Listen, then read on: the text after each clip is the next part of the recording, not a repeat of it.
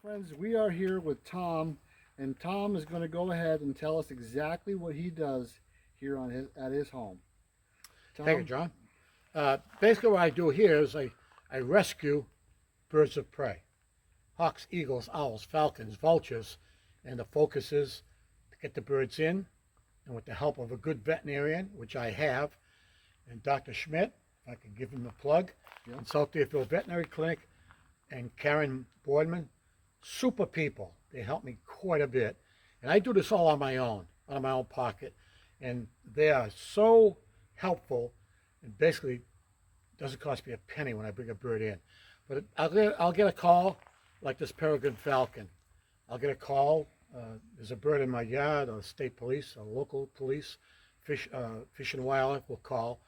And I'll call the people up, find out what the situation is. And 90% of the time, I usually tell the people, leave it alone. Because people call me up baby birds on the ground. I always tell them, if you find a young bird, young animal, best advice, leave it alone.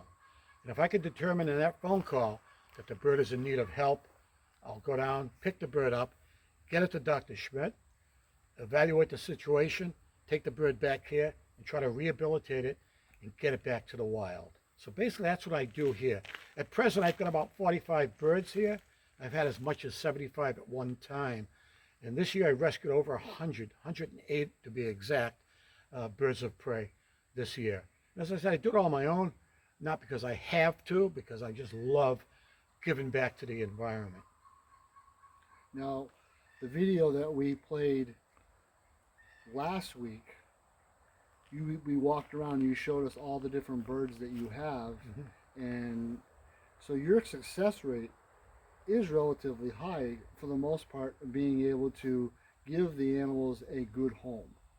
Even Correct. if they can't get released, they're in your care and you take care of them the best you can with what you have. And just a real quick plug, how do people get a hold of you if they want to make a donation to you? Oh boy, that's interesting because that's what I depend on. All you have to do is bird of prey, just bird of prey, box 26, Conway, Mass. 01341. And I'll put that right down here or up here somewhere. That'd be great. That'd be great. Now, you do educational stuff as well. Yeah, I miss it this year. Yep. I sure do. I do a lot of educational programs because, you know, unfortunately, especially when I go into the inner city, down in Springfield, different areas, kids have no concept of the environment. I mean, you show them a bird like this, and 90% of the time they're leery of it. They have no idea what it is. So it really helps the kids to get them away from that computer, get them away from that television, get them outside and learn about nature. You know, I can remember when I was just moved up here in 1970. Boy, it would be nothing to go out one day and see 50 kids along the river fishing. Go out today, you're lucky to see one. The kids are not outdoors like they used to, and I try to bring that focus back to the young people and even the adults. So that's part of what I love working with the birds, is to get them into the school curriculum. Well, that's like one of the things that I do with my channel as well, is that I try to bring them nature that's all around you every day.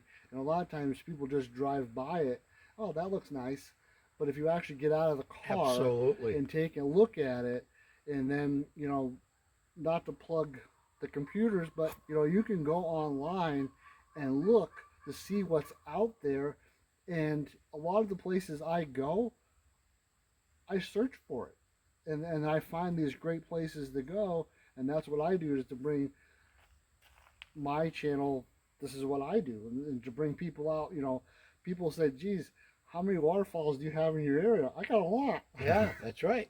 That's right. But so you used to do right to schools, bring birds right in, and certain birds that you have down there that you bring to the schools. Because I remember when you came to Federal Street one day when I worked there many years ago. Oh, it had to boy. be about 10 years ago.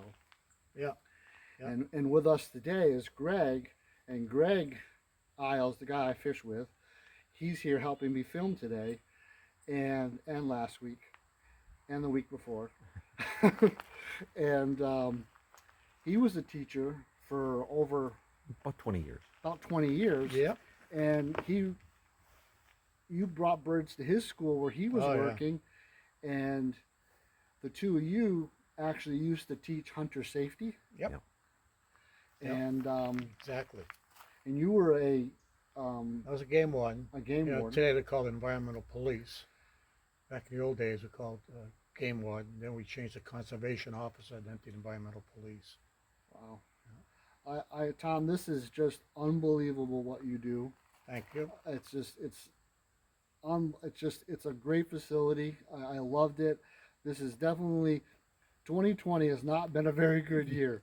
This has definitely made my year between catching the bald eagle footage that I was able to get, and then coming up here and doing this for the last almost seems like all day, but it hasn't been.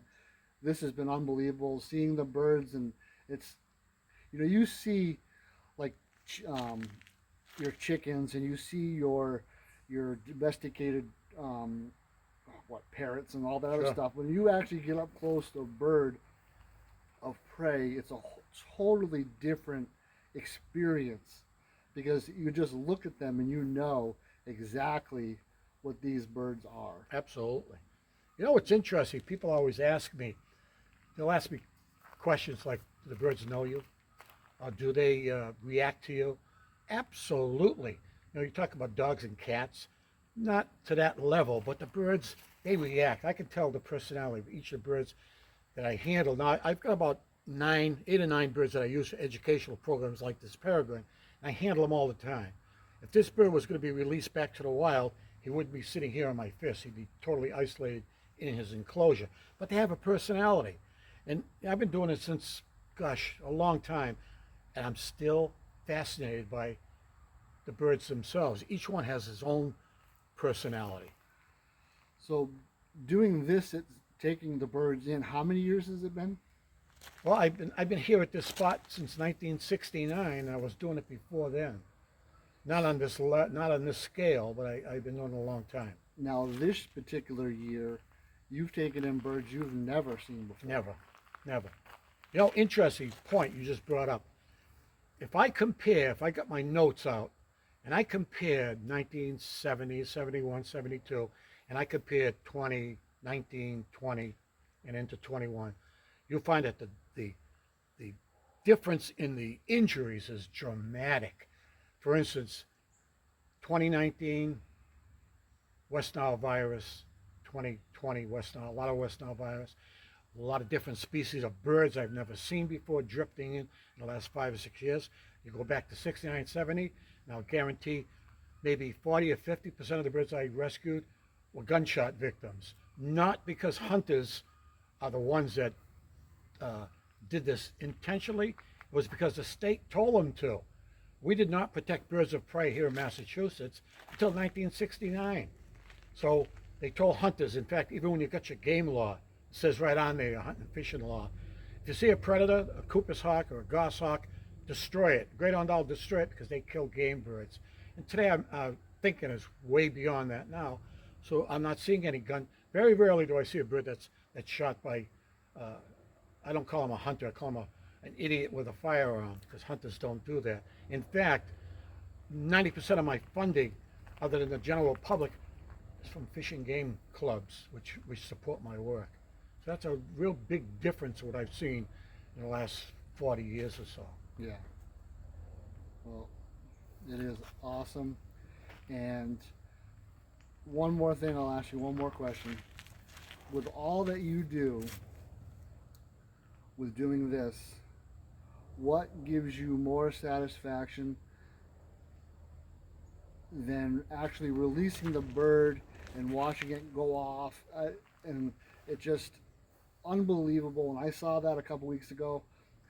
I actually had Greg helping me film that day, and I just could not believe, you could almost see it in their eyes when, especially with the owl. Yeah, yeah. He looked at you like, I know what's going to happen here, and that bird took off. And it was so hard filming that, because they saw freedom, and they Absolutely. knew what that was, and they wanted gone.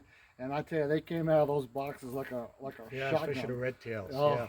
Yeah, that's that's the whole thing. That's the culmination of whatever I do to bring that bird back, is when I can actually take him out and release him back to the wild. Well, it has been awesome. I really appreciate your time. Anytime. And this has been unbelievable. And if I will leave the P.O. box for Tom in the description down below, and it'll be somewhere in the video. I'll make sure it's there, so people want to make a donation to you. And now, you talked earlier about rebuilding. If somebody wanted to send you like even a Home Depot card, oh gosh, yeah, 'cause that's certainly something absolutely. you probably can use too. Yeah, because about, I'd say 70% of the funding I get in, and when I did school programs and the fee I got, that all went back into my project. So most of the funding I get is for food. These birds have to have a natural diet, which means quail, rats, mice, chicken with feathers on it, that type of thing, which I have to buy to a specialty company. And then the rest goes towards rebuilding the cages. And I'm fortunate, some of the local lumber yards, and we don't have many left. You've got the big box stores now, but we used to have the little stores. It was nothing if I went in and asked them, do you have any lumber that's not saleable? They'd always have some 2x4s that had a crack in it or a big knot or something like that. Donate it. So, but today, it's hard to find, so I have to buy all that. Right. So maintenance is a big thing, and that's what I'm doing right now. Until the snow flies, I'll be painting and doing odds and ends. Well, I think maybe I'll let you get back to it, because it looks like you got some work to do, and where these leaves are falling, spring is coming. Yeah. I worked with Tom for a lot of years doing a lot of stuff in the school system. If you get a chance to see his presentation, you will not be disappointed. Thank you. Thanks, Greg. All right, guys. Thanks again, and I'll see you next time.